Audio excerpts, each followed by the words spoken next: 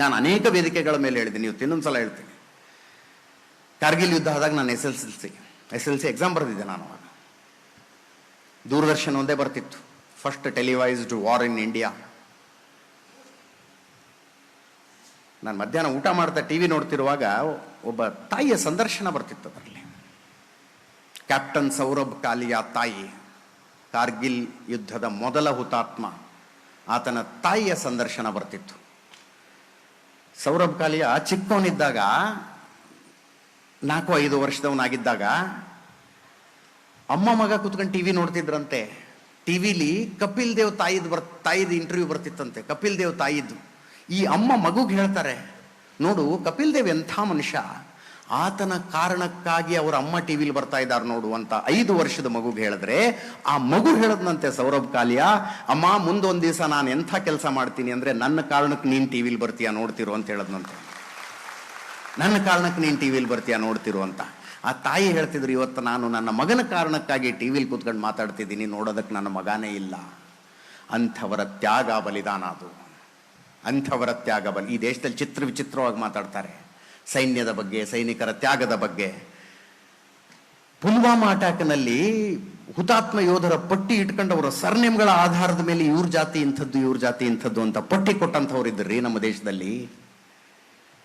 ಗೊತ್ತಿಲ್ಲ ಇವತ್ತು ಇದನ್ನು ಹೇಳೋದು ಎಷ್ಟು ಸರಿನೋ. ಹುತಾತ್ಮ ಯೋಧರ ಸರ್ನೇಮ್ಗಳನ್ನು ತೆಗೆದು ಇವನ್ ಇಂಥ ಜಾತಿ, ಇವನ್ ಇಂಥ ಜಾತಿ, ಇದರಲ್ಲಿ OBC ಅವರು ಇಷ್ಟಿದ್ದಾರೆ, SC ಇಷ್ಟಿದ್ದಾರೆ, ST ಎಷ್ಟಿದ್ದಾರೆ ಅಂತ ಪಟ್ಟಿ ಕೊಟ್ಟಿದ್ರು. ನಾನಂದೆ, ಒಂದ್ಸಲ ದಾಳಿ ಮಾಡಿದವ್ರದ್ದು ಸರ್ನೇಮ್ ಇಟ್ಕೊಂಡು ಕೂತ್ಕೊಳ್ಳಿ ನೋಡೋಣ ಅಂತ. ಆ ಸೈನಿಕರನ್ನ ಕೊಲ್ತಾ ಇದಾರಲ್ಲ 1947ರಿಂದ. ಈ ರೀತಿಯಾಗಿ ಬದುಕುತ್ತಾ ಇರುವ ಸಮಾಜದಲ್ಲಿ ಇಂಥದ್ದೊಂದು ಕಾರ್ಯಕ್ರಮ ಆಯೋಜನೆಗೊಳ್ಳೋದು, ಕೂತ್ಕೊಳ್ಳುವ ಎಲ್ಲಾ ಸೀಟ್ಗಳು ಮುಗಿದು ಜನ ನಿಂತ್ಕೊಂಡು ಈ ಸನ್ಮಾನವನ್ನು ನೋಡ್ತಾ ಇರುವಂಥದ್ದು ಬದುಕಿಗೆ ಒಂದು ಹೋಪ್ ಕೊಡುತ್ತೆ. ಇದೊಂದು ಸಮಾಜ ನಾವು ಅನ್ಕೊಂಡಷ್ಟು ಕೆಟ್ಟಿಲ್ಲ ಅಂತ. ನಾವು ಅನ್ಕೊಂಡಷ್ಟು ಕೆಟ್ಟಿಲ್ಲ. ದೇಶ ಪ್ರೇಮ, ದೇಶಭಕ್ತಿಯ ಭಾವನೆಗಳು ಜಾಗೃತವಾಗಿದ್ದಾವೆ ಅಂತ. ಅದನ್ನು ಮೆರೆಸುವ ಕೆಲಸ ಆಗಬೇಕು. ನನ್ನೊಂದು ಆಸೆ, ಇದನ್ನೂ ಅನೇಕ ಕಡೆಗಳು ಹೇಳ್ತೀನಿ, ಮತ್ತೆ ಹೇಳ್ತೀನಿ, ಇಂಥ ಸಂಘಟನೆಗಳು ಸುಮ್ಮನೆ ನಮ್ಮ ಊರಲ್ಲಿರುವ ಸೈನಿಕರ ಪಟ್ಟಿ ಮಾಡೋಣ, ಯಾರು ಸರ್ವ್ ಮಾಡ್ತಿದಾರಲ್ಲಿ ಅಂತ.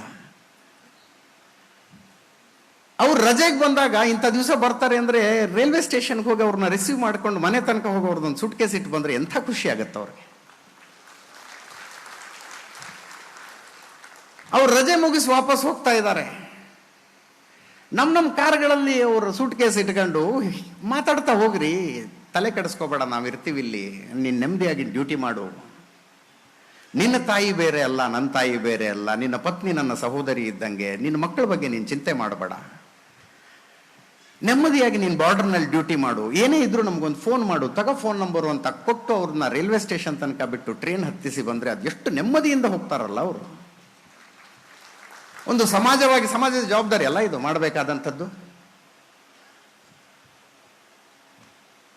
ನಿಮ್ಮ ಅಕ್ಕಪಕ್ಕದಲ್ಲಿ ಯಾವುದೋ ಒಂದು ಸೈನಿಕನ ಮನೆ ಇದೆ, ಸೈನಿಕನ ತಂದೆ, ತಾಯಿ, ಹೆಂಡತಿ, ಮಕ್ಕಳು ಅಲ್ಲಿದ್ದಾರೆ, ಆತ ಡ್ಯೂಟಿ ಮಾಡೋದಕ್ಕೆ ಹೋಗಿದ್ದಾನೆ. ಸಾಯಂಕಾಲ ತರಕಾರಿ ತರಕಂತ ಹೋಗ್ತಿರುವಾಗ ಏನಾದ್ರು ತಗೊಂಡು ಬರಲ್ಲ ಅಂತ ಒಂದು ಮಾತು ಕೇಳಿ ನೋಡಿ, ಹೆಂಗಾಗುತ್ತ ಆ ಫ್ಯಾಮಿಲಿಗೆ. ಏನಾದ್ರು ತರಬೇಕಾ, ಒಂದು ಮಾತು ಕೇಳಿ ನೋಡಿ.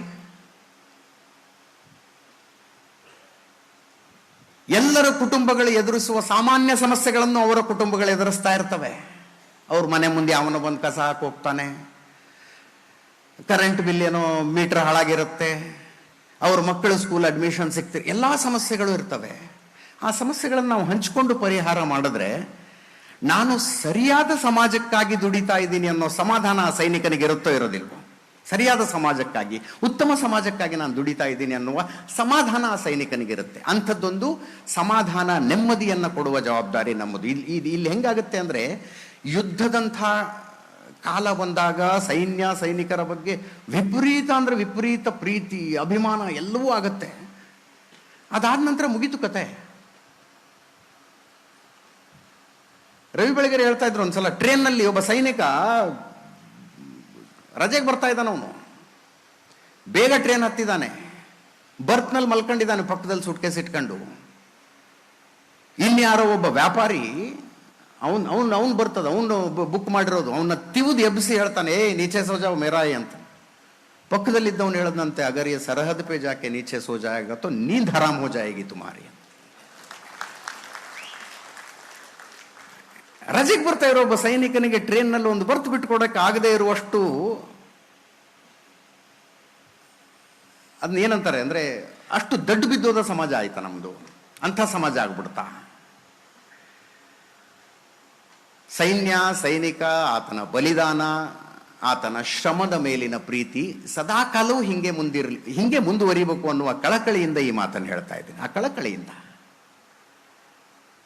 8:00 ನಾನು ಲೈವ್ನಲ್ಲಿ ಬರಲಿಲ್ಲ ಅಂದ್ರೆ ನಮ್ಮಮ್ಮ 20 ಫೋನ್ ಮಾಡ್ತಾರೆ ನನಗೆ. ಹುಷಾರಾಗಿದೆಯಾ ತಾನೇ, ಏನಾಯ್ತು, 20 ಫೋನ್ ಮಾಡ್ತಾರೆ ನನಗೆ.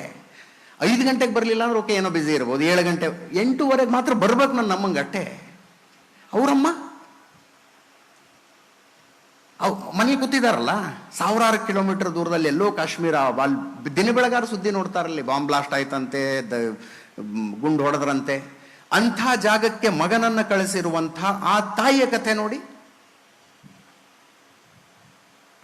ದಿನ ಸಾಯಂಕಾಲ 6:00 ಬರೋ ಗಂಡ 7:30 ಆದ್ರೂ ಬರಲಿಲ್ಲ ಅಂದ್ರೆ ಮನೇಲಿ ಕೂತ್ಕೊಂಡು, ಆಫೀಸ್ ಮುಗಿಸಿ ಬರ್ತಾ ಇರೋ ಗಂಡ ಬರಲಿಲ್ಲ ಅಂದ್ರೆ ಮನೇಲಿ ಕೂತ್ಕೊಂಡ್ರೆ ಹೆಂಡತಿಗೆ ಟೆನ್ಷನ್ ಆಗುತ್ತೆ. ಆ ಸೈನಿಕನ ಹೆಂಡತಿ ಮನೇಲಿ ಕೂತ್ಕೊಂಡಿರ್ತಾರಲ್ಲ, ಅವ್ರ ಕತೆ ನೋಡಿ. ಅಲ್ಲಿ ಏನಿದೆ ಗೊತ್ತಿಲ್ಲ, ಏನಾಗ್ತಿಲ್ಲ ಗೊತ್ತಿಲ್ಲ. ಆ ಕುಟುಂಬವನ್ನು ಪೊರೆಯುವ ಜವಾಬ್ದಾರಿ ಸಮಾಜದ್ದಾಗಬೇಕು ಅಂತ ಹೇಳ್ತಾ ಇದ್ದೇನೆ ನಾನು. ಆ ಕುಟುಂಬವನ್ನು ಪೊರೆಯುವ ಜವಾಬ್ದಾರಿ ಸಮಾಜದ್ದಾಗಬೇಕು. ಅವರ ಅನುವು ಆಪತ್ತುಗಳಿಗೆ ಒದಗಿ ಬರಬೇಕಾಗಿರುವಂಥದ್ದು ಸಮಾಜ. ಆವಾಗ ಮಾತ್ರ ಆ ಸೈನಿಕ ಗಡಿಯಲ್ಲಿ ನಿಂತ್ಕೊಂಡು ನೆಮ್ಮದಿಯಾಗಿ ಡ್ಯೂಟಿ ಮಾಡೋದಕ್ಕೆ ಸಾಧ್ಯ ಆಗೋದು. ಅಂಥದ್ದೊಂದು ಸಮಾಜ, ಆ ವ್ಯವಸ್ಥೆಯನ್ನು ನಾವು ಕಲ್ಪಿಸಬೇಕಾಗಿದೆ. ಅಂಥದ್ದೊಂದು ಸೆನ್ಸಿಟಿವಿಟಿಯನ್ನು ನಾವು ಬೆಳೆಸಿಕೊಳ್ಳಬೇಕಾಗಿರೋದು ಅದು.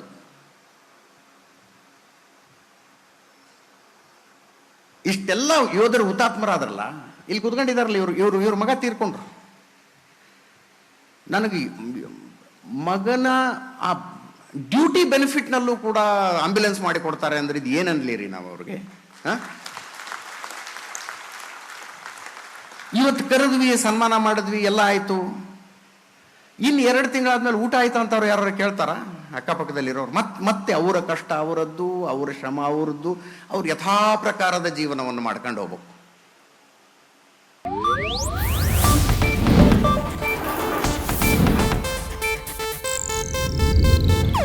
ಇದು ಏಷ್ಯಾನೆಟ್ ನ್ಯೂಸ್ ನೆಟ್ವರ್ಕ್ ಪ್ರಸ್ತುತಿ.